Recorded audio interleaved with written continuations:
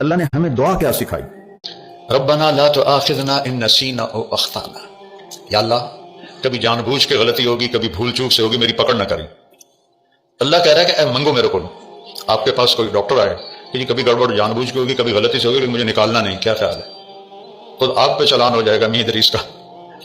تو وہ شہنشاہ کہہ رہا ہے میں قربان جاؤں، کیا مجھ سے مانگو۔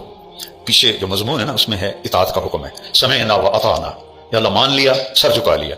تو اب اس میں کوئی مشکل نہ ہو تو اللہ کہہ رہا ہے منگو، لا تؤاخذنا ان نسینا او اخطانا۔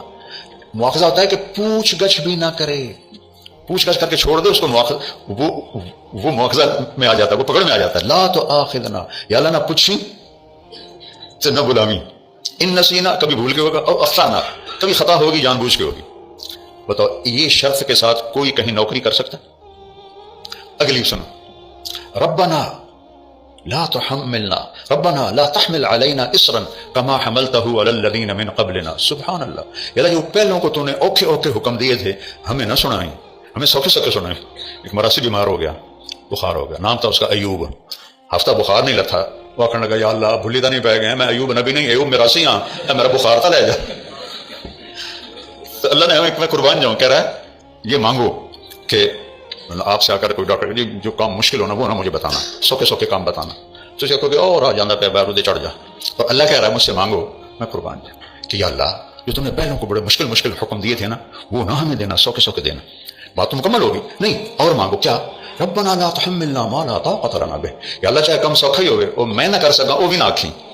اب بتاؤ اس سے زیادہ کیا اپنے رب کی رحمت بتاؤں۔ اس لیے آپ نے کہا یہ عرش کے خزانوں میں سے کلام، اور اس کے بعد اتنی چھوٹ لے کر پھر تو اس کو ڈیلی ویجز پہ بھی کوئی نہیں رکھ سکتا، چلو آپ ڈیلی ویجز پہ رکھ لیں، لیکن آگے جب تنخواہ کا معاملہ ہے تو اللہ کہتا مانگو، صلہ مانگو، تنخواہ مانگو، واعف عنا واغفر لنا وارحمنا انت مولانا فانصرنا علی القوم الکافرین۔ جو فرسٹ آیا ہو کسی بھی امتحان میں اس کو جیسے فل پروٹوکول دیا جاتا ہے، دعا میں اللہ نے فل پروٹوکول دیا ہے کہ میں نے خود ہی تمہیں یہ چھوٹیں دی ہیں، اب تم کہیں ڈر نہ جانا کہ پتہ نہیں کچھ ملے گا بھی صحیح کہ نہیں، مانگو واعف عنا۔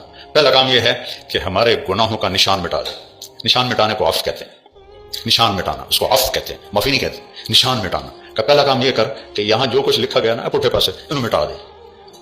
واغفر لنا، دوسرا یہ کر کہ ہمیں معاف کر دے۔ تیسرا یہ کر ورحمنا، سنو جنت ہی دے۔